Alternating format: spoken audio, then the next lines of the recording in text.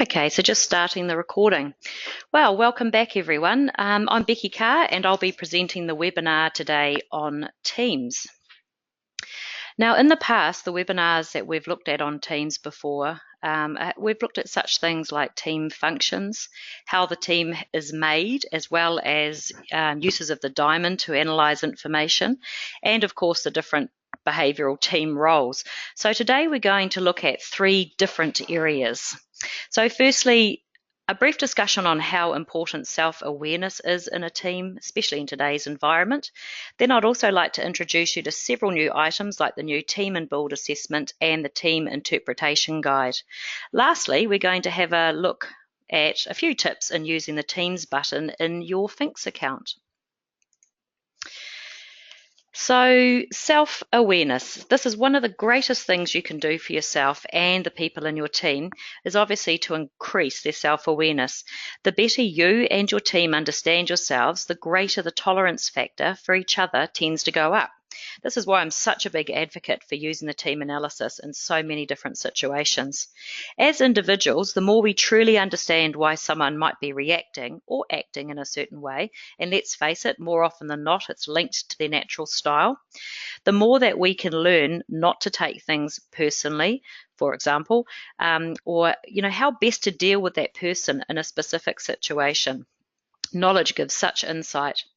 Not only that, but we can truly understand team members' key traits and what makes them tick. So, for example, understanding a team member's motivation and strengths, if we have a good understanding of that, it might affect how we may designate certain tasks to certain people in the team. Obviously, there's a link to behavioural styles and natural inclination or alignment in performing certain tasks. Knowing those can be so insightful. I just wanted to share a story with you about two teams. So recently I was reminded of just why self-awareness in a team is so important, especially when it comes to collaboration and working well together. So when I say self-awareness, I also mean awareness of others as also how you fit into their world as well. So self-awareness sort of has the whole idea. Perhaps we should just call it awareness. So I was in a meeting at a company with several different managers, I think probably around 9 in all. All of them had undertaken behavioural training, and in this case, it was several extended DISC trainings over the past 18 months.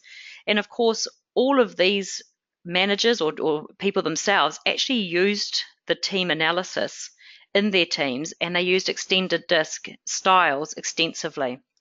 It had become second nature and part of the company's culture to understand the different styles. Even new recruits were given training during their onboarding, and I'd noted that at times the staff had a really healthy sense of humour towards each other regarding their own styles and, of course, their differences, things like their reactions in acting and implementing tasks and their decision making. They didn't poke fun, but they were literally willing to chat about their actions in a light-hearted way. So in this meeting, it was obvious that the managers really were trying to communicate well, as I could see them literally adapting their language, their speed, their reasoning, the facts, the content, etc., to the person that they were addressing at the time. That wasn't to say there wasn't tension and at times definitely some conflicting opinions. But when that happened, they all took a breath and they would realign their thoughts again. And what I noticed though is that they didn't need to attack each other. The others would chime in and say things like, oh, okay, Peter, back off a little bit. David just needs some space to process that. Or Sharon, look, you have a really creative way of thinking and you really like to contribute in this in discussions. So how about we give you some time to tell us your ideas? There was time given for those that might not be forthcoming, more introverts. There was whiteboards for those that needed to learn more visually, not just audibly. There was contribution asked for from those that needed to talk aloud to think. And even after that meeting, the senior manager asked for emails regarding the meeting to be sent to him over the next 2 days, just to give people time to process. They really did try to cater to all the different styles. What I saw was there was a lot of respect for each other's differences, but they were very interested in how they could use these differences to be effective and therefore successful in what they were trying to achieve. It was such a positive mindset. It was one of those most productive meetings I've ever been to. I'm not saying it was easy, but because there really was some tension over the difference of opinions at times, but I can say that they got through the agenda and they were very respectful of each other right from beginning to end. Shortly after that meeting, I went to another typical monthly meeting at another company in a different industry. During that meeting, I witnessed people literally lose their cool, verbally attack others for their opinion. Sub-teaming and alliances from all levels came into play. Needless to say, it got heated, and yet nothing on the agenda was particularly prickly, so it shouldn't have got to that. Yes, there were some basic changes being introduced, but I can honestly say that nothing too big came into play. Some didn't even want to talk as they felt unsafe, so they remained quiet.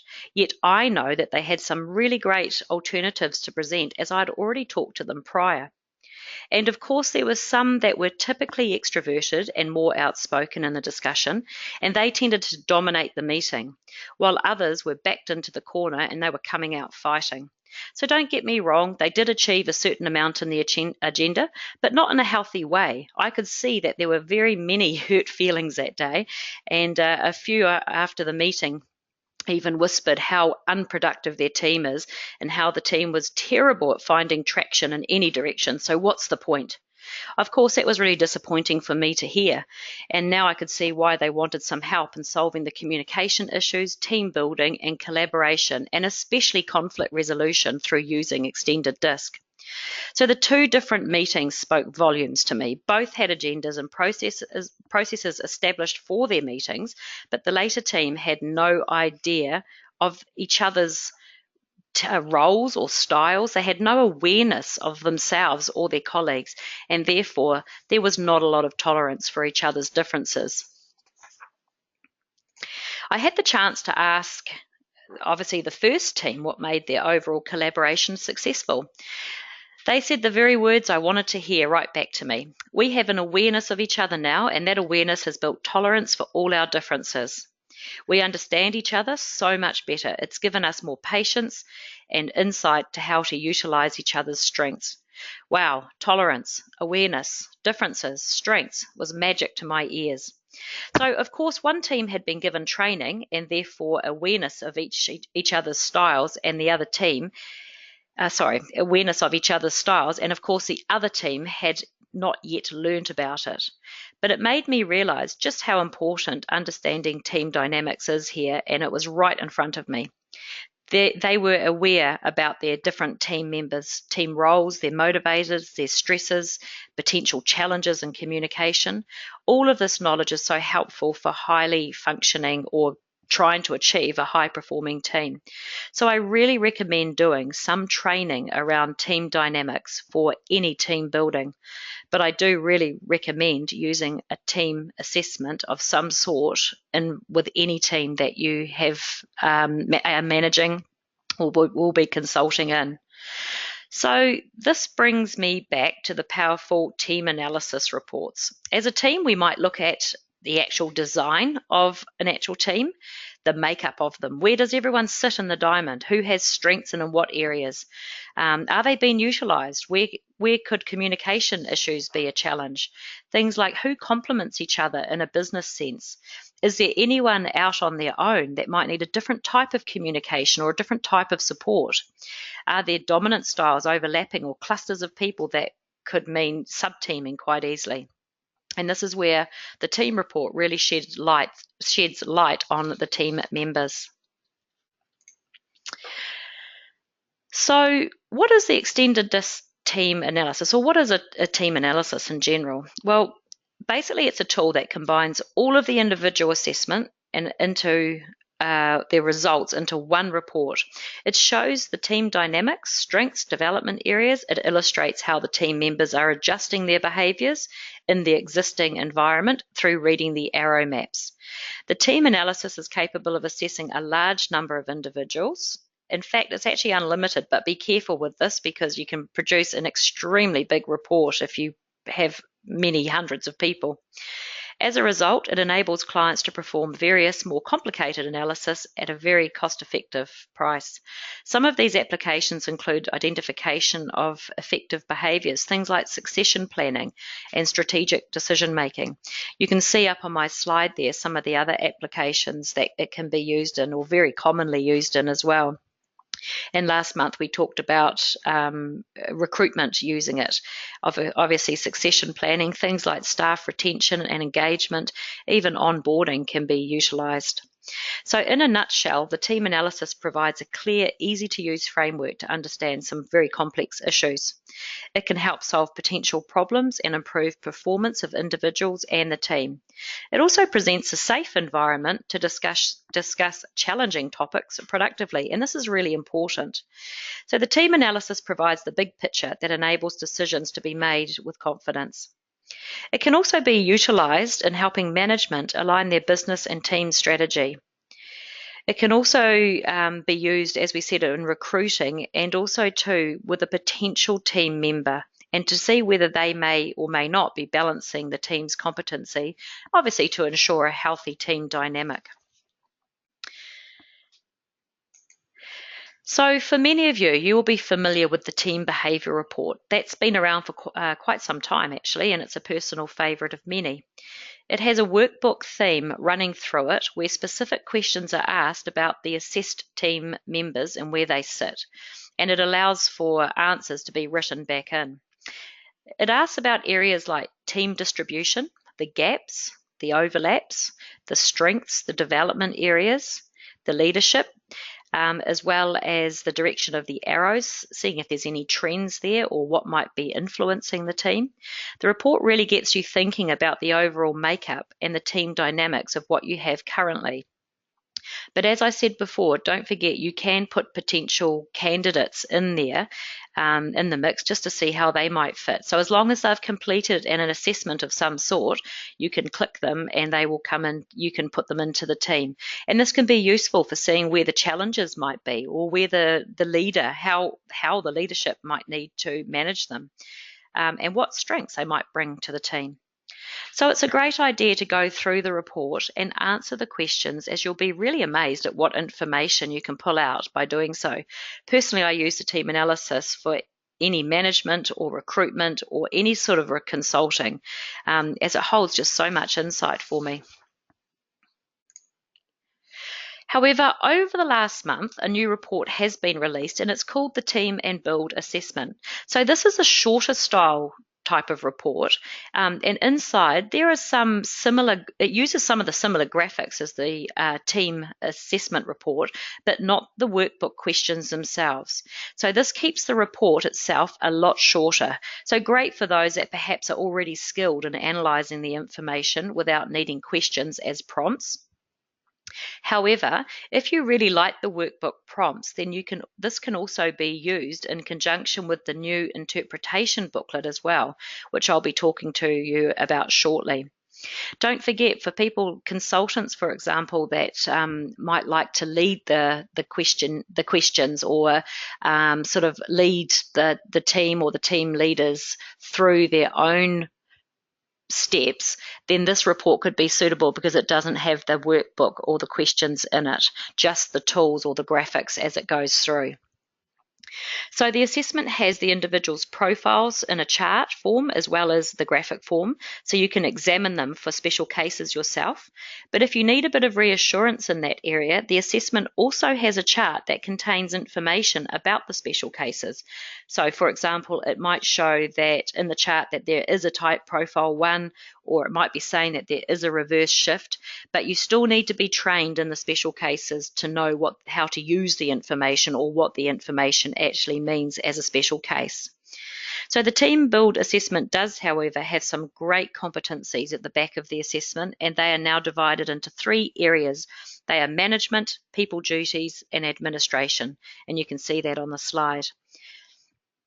So this enables you to see all the chosen team members against the different results, so you can compare and analyse information easily. Useful for many areas, for things like succession planning, for example. You'll be able to compare people and see who might have effective behaviours in which area. Distribution of tasks is another one. Things like analysing strengths or assessing the team roles. For example, I've just used it recently on a project where I was able to nut out the behaviours that might be needed in this project and then go and search for the people that might be a good fit naturally. So, as well as the new team and build assessment, there is also a new brochure available called Assessment Suite for Teams. So, this is a great brochure. It gives an overview of all the applications that the team assessment can be used in. It gives a brief overview of the assessment itself, and as well as obviously looking at how to set up teams in FINXS. And we'll be having a quick look at that soon.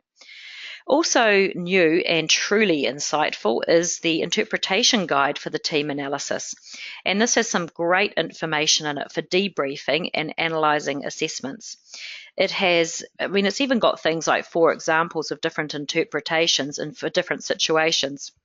What I mean by that is that it's got how to give assessment feedback in a team, an example of team training and the content that might be included for doing that, consulting with the team roles, and also consulting in a management team. So it can give scenarios and overviews. So furthermore, it talks about each individual tool and how it can be applied to different situations. I love this. So it's got all the information that you need with each diamond and each graphic, and it refers back to the workbook questions and helps prompt and give you guides and information on how and what you could be looking for. So it's very handy to have that around if you are managing or consulting or needing to sort of debrief into a team report. If you haven't already got it, then by all means send an email and ask for the team and build package to be put in your own FINXS account or emailed through any of the samples. It's really well worth it, and it really does explain a little bit more in depth about each graphic that you might want to use. So lastly, I wanted to make sure that you know that you can explore your team further without having to use any of the reports or create a report yourself. Of course, you can do this through Open Preview.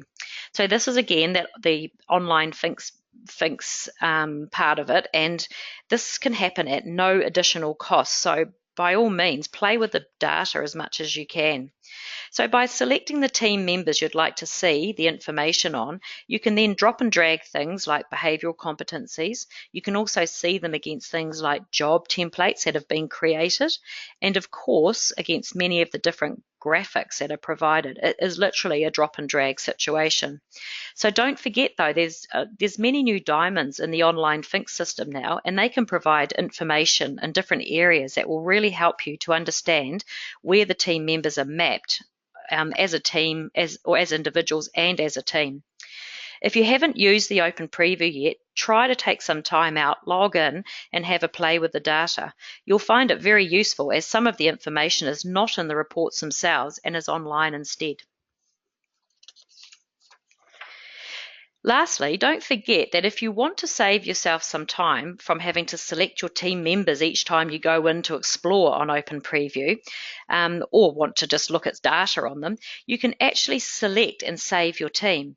You'll find this under the database, scroll down into teams, as you can see here on my slide. From there, it'll guide you and prompt you to click who you would like in your team and name it and save it. So doing this allows you to add team members as well as delete those that may not be in the team anymore, but you might find this a lot quicker than having to go in and reassess everyone, especially if you have quite a few in your team. So I've highlighted today the importance of a team analysis, and I've done that through just a little scenario that came to light recently. Being aware is so important in a team. Being aware of each other's strengths, challenges, the motivators, the fears, it can breed a culture of tolerance for situations that might usually have resulted in conflict. So not only that, but Awareness can help leaders understand how to utilize their team members better by analyzing information they have at their fingertips. And we know that in doing this, we motivate members, and this builds on employee engagement. So I can't recommend using the Team and Build assessment more, honestly, because it has so much great information. And now with the interpretation guide, it can offer, really good in-depth insights. So don't forget that the Team and Build is a shorter style report, and it can be used in conjunction with the Team Interpretation booklet. Both of them together, as I said, can give you amazing aspects and insights into all parts of the team. Finally, if you want different or more information than is what is in the reports, log into FINXS account and explore with Open Preview and hit the Teams button. This could save you a lot of time. So if you have any questions about the webinar today or would like some more information, then by all means send an email through, or of course ring the office and ask. So this webinar itself will be up on the VIP or our website next week. Usually takes 3 to 4 days to sort of download it and upload it at the other end. So I know this webinar was short and sweet, but the idea was to inform you about what's out there and the team analysis itself, rather than give you individual insight into how to use the tools, because the new interpretation guide does that itself. So as I say, any questions, fire them through, and I'd be happy to answer anyone at the office as well. So thanks everyone, and hopefully you can join us for next month's webinar on Lead and Manage. Thank you. Bye for now.